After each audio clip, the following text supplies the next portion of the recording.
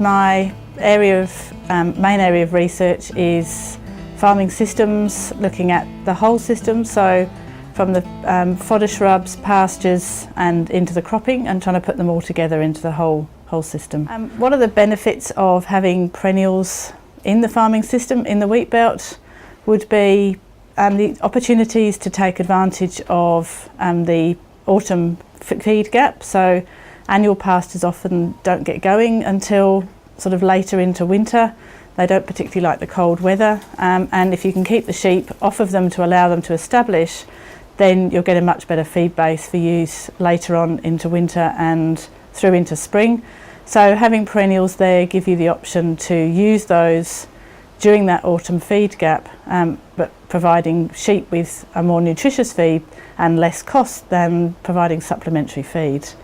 Other advantages of having the fodder trees or perennials in the system is you've got some feed available over summer if you get summer rain.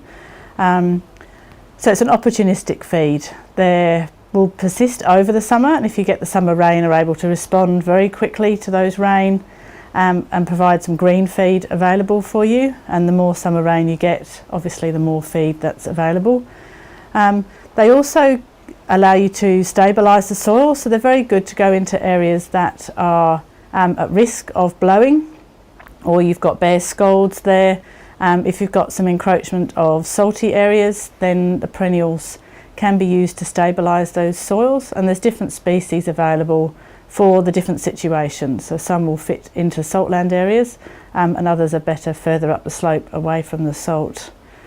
Other advantages of having perennials is as a risk sort of management strategy. So whether you've got sheep or not, it gives you the opportunity to balance your risk. So in years when you have drought years and you've got very little crop yield coming through, then if you've got perennials in the system, then you've got feed available for your sheep. And if don't have sheep yourself, then there's the opportunity for adjustment from neighbouring farms to provide feed for them as well. Sort of based on some work we did looking at what species fit into what parts of the landscape, and it's very important, there's two things you need to do before you put the perennials in. One is you need to understand why it's unproductive and why you've decided that you want to take it out of main cropping and try and put some perennials in the system.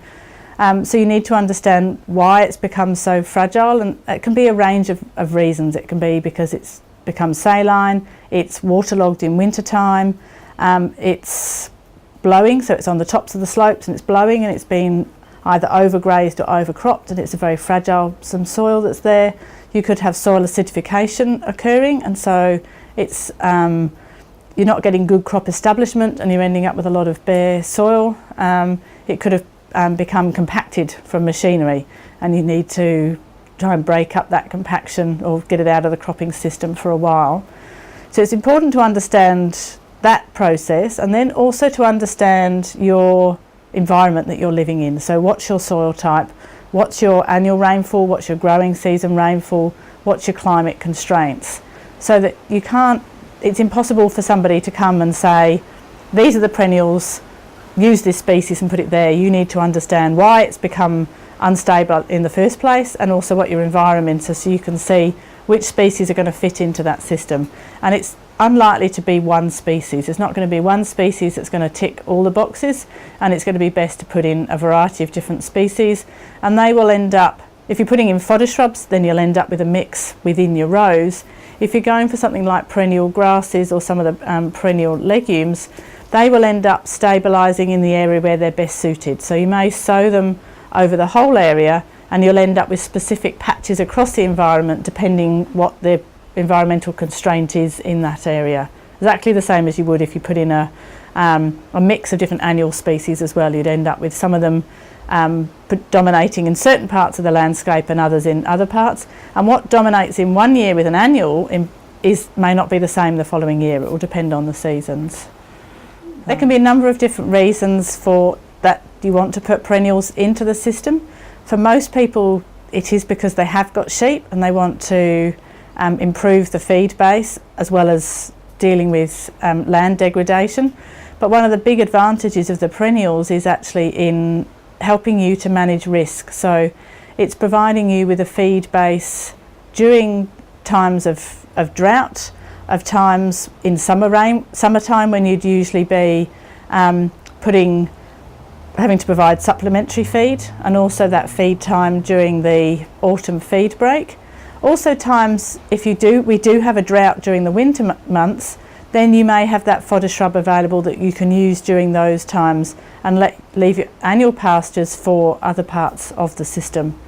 Having said that, the perennials are never going to become the whole part of the system. So once you've got your perennials established, you're going to need to put an annual feed base in there as well. And those two will complement each other. The annual that you put in there will, again, you'll have to look at your climates and your soil types to put in the best one. And you will need to understand and think about the system that you are going to potentially want to use it for. So that it's no good planting something because someone's told you this is the best species and then realising that actually it doesn't fit in your farming system because it's providing you with lots of feed at a certain time of the year when you've already got lots of feed on another part of the farm. So you need to think about how's it best going to fit into your farming system to enhance what you've already got. And by doing that, you're helping to manage your risk on the farm because you're going to have feed base at various times of the year, as well as hopefully reducing the soil degradation. So actually starting to improve your soil health and provide plant cover over the whole of the farm as well. Soil acidity is a big area over not just the wheat belt wheat belt area, but throughout most of southern Australia really. And the perennials may help because they're providing more of a stable sort of soil cover, and will help to use, if you're putting perennial grasses in or the perennial fodder shrubs, will help to use some of the excess nitrogen that you may have from both your annual pastures or your cropping system if you're incorporating the two into the system as well. And it's that excess nitrogen that in many cases is leading to soil acidification. So if you're making sure that you're actually using that and it's not leaching, then you're helping to reduce the soil acidification.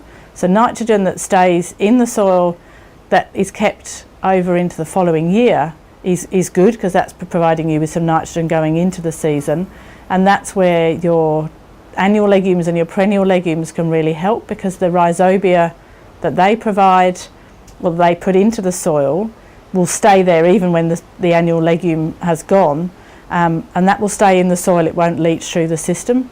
It's the nitrogen that's leaching through the system, so excess that's been put on the crop that is causing that soil acidification. So if you can reduce that, then that's a benefit to you and to your soil health. At the moment in the Avon catchment there's not many perennial pastures, and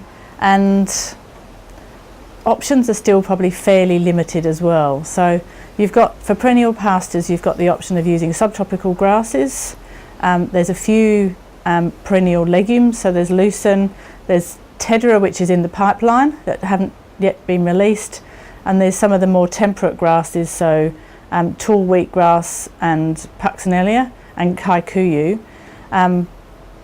Tall wheatgrass had lots and lots of promise a few years ago, but has come up as having a weed risk threat, particularly in the eastern states, and so it sort of has slowed down, but there's some farmers that are growing it with a lot of success, and they're all saying that there hasn't been much recruitment and that it isn't much of a weed risk, but I certainly wouldn't consider planting it anywhere near a waterway. I'd make sure you stay away from those. Puxinalia likes wet feet, it likes waterlogging. There's only the one cultivar available and there's never been any more released, and it's not grown extensively in Western Australia, it's much more commonly sown in South Australia. Having said that, there are farmers down around the Contanning area that on their salt flats it's growing very well, has been planted 15-20 years ago and has persisted since then. So subtropical grasses you're not going to be able to grow further south in the Avon catchment, and I only know really of one farmer that's growing them, and he's at Gumalling area, and having been out there recently and told before I went to see him that it's looking really terrible, and this is in early September, we went out there and it's really not looking terrible at all, and he's got some good grazing and he needs to get some sheep on there to eat it. As with all the subtropical grasses, they do need to be grazed, else they grow into really big clumps that then become hard to manage if you want to go into cropping as well. You need to keep them fairly heavily grazed, not so the crown gets eaten out, but so that you don't end up with these big clumps of grass growing. Their main growth periods would be during the spring and summertime, and again, are brilliant with that out of season rainfall. They'll respond really quickly and give you some good green grazing. But most of the work on them has been based in the northern ag region, and it was interesting to see the farmer at Gremelling who has put them in, because it made me think that actually there's maybe more opportunity in the Avon area than we've actually really realised at the moment, and there needs to be more research, more trials going in to see how they persist and which are the best species. As with all of those perennial pastures, they are much more valuable if you can have an annual legume growing in amongst them, because it's providing you nitrogen for the grasses and is providing a much more balanced feed for your sheep feed and as part of the whole system. And the species that you would put in there will vary very much depending what your soils are. So your sandy sort of soils, you're going to be looking at Ceradella, maybe Bicerula, duplex soils. The subclover is still a good fit, and again the Bicerula can go in there. Plus there's a whole range of new species that have come through. Your more waterlogged areas, then you're looking at your Balanza clovers, and then in the pipeline there's the Messina, which will be probably another couple of years yet before that is released, but that's really has a lot of potential for your waterlogged saline areas and will be the first pasture species to fill that gap in the market that's been there.